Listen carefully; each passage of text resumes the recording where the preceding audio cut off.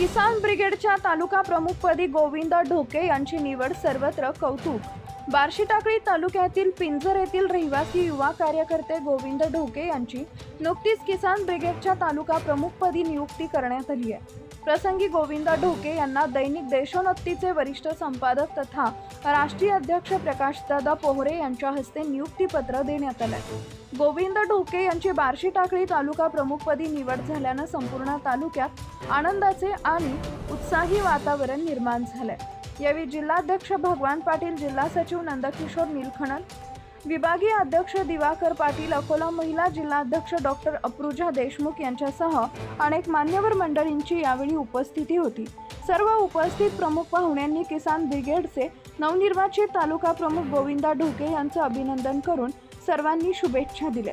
तसेच बार्शी टाकळी तालुक्यातील अनेक प्रेमींनी गोविंद ढोके यांना शुभेच्छा देत त्यांचे अभिनंदन केले आहे। आपल्या परिसरातील ताज्या आणि महत्त्वाच्या बातम्या पाहण्यासाठी आजच आपल्या धुमाकूळ महाराष्ट्र न्यूजला YouTube वर सबस्क्राइब करा आणि बेल आयकॉन प्रेस करा।